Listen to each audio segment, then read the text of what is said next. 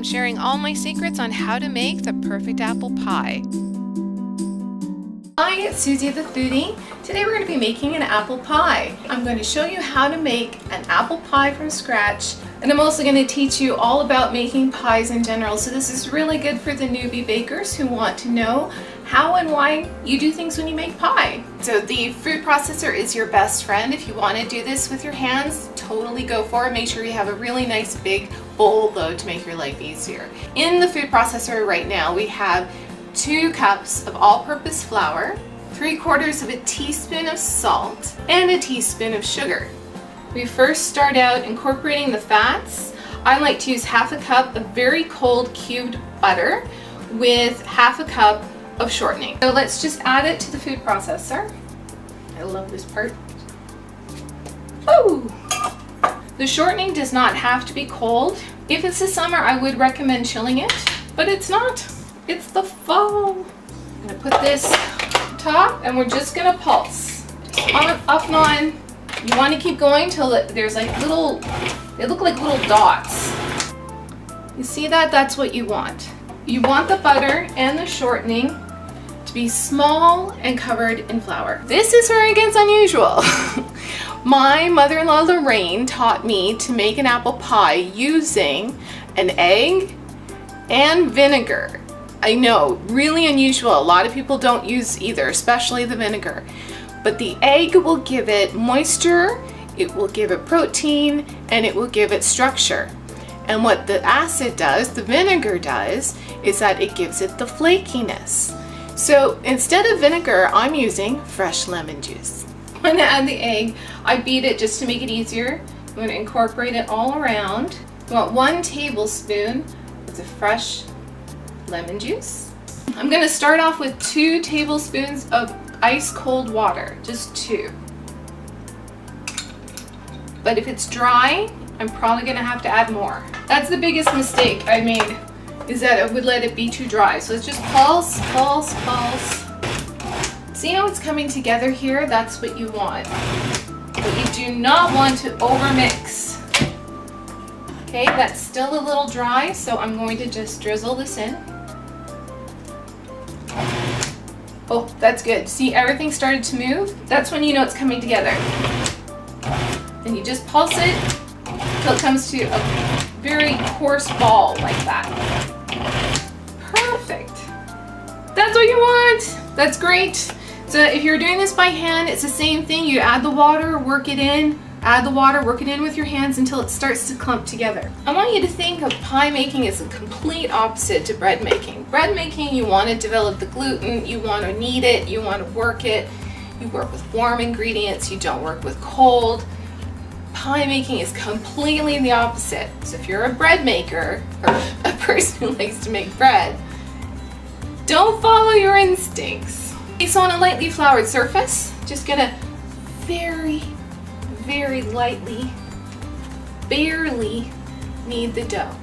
So you just barely want to knead the dough until it comes together like that. Cut in half. See, that looks good. You can already see layers. Okay, so you want to wrap each in a piece of plastic wrap.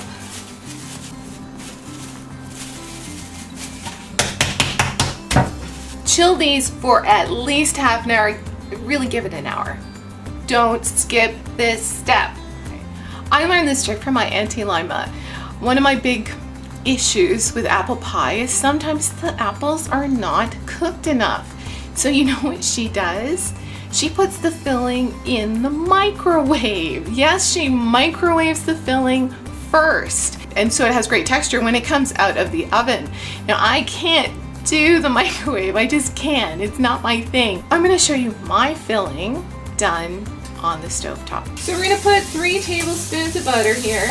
We are going to add 5 to 6 peeled and 1/4-inch sliced Granny Smith apples. It is really important that these are Granny Smith. If you do this with Macintosh, they will just go mushy. So we're just gonna put them in here with the butter. Oops. We will saute for 3 minutes. It's been 3 minutes. We're going to add sugar and cinnamon. That was 1.5 cups of sugar and 1 teaspoon of cinnamon. So you want to work it in there. And yes, it's messy. Gotta love baking. Next you want to add 1 tablespoon of brandy. Ooh la la, yum. And 1 teaspoon of maple extract. Beautiful. Work that in. Turn that off. So that's basically the filling. Now you want to let it cool. See, your pie crust is cooling anyway. So now I've made the filling to be actually kind of cooked too. So this way it won't be crunchy, which is awesome. I'm going to put it in a bowl. I'm going to bring it to room temperature.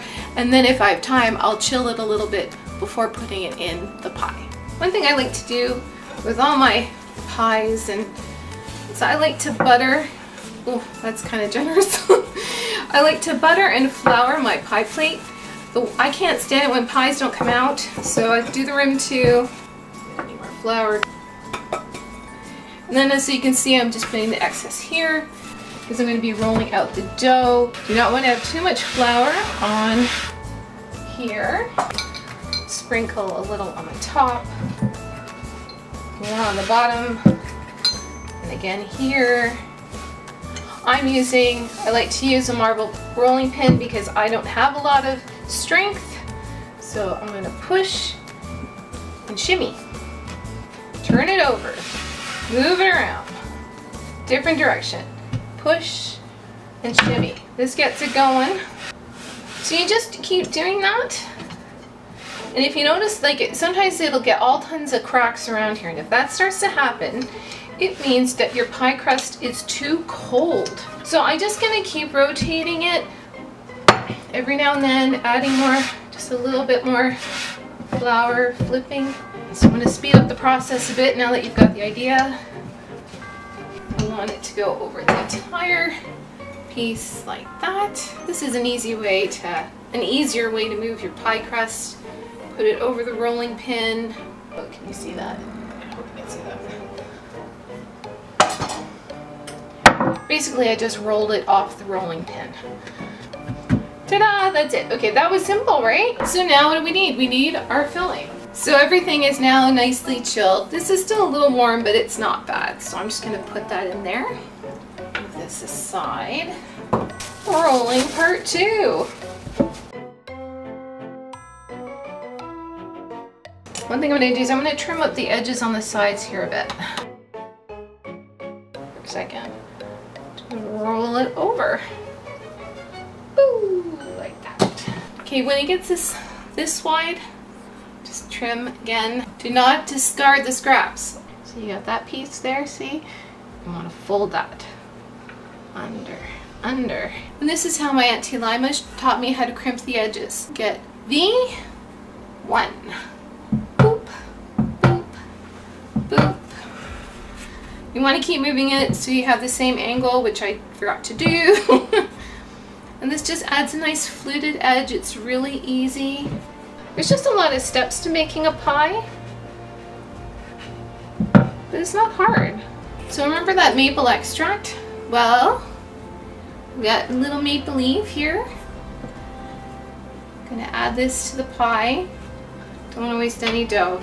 So put the pretty sides up. We want air to be able to escape during the cooking process. Go. Add the 4 maple leaves. Of course, if you have an apple, that would be perfect. Okay, I'm gonna put one in the middle. We want to make an egg wash,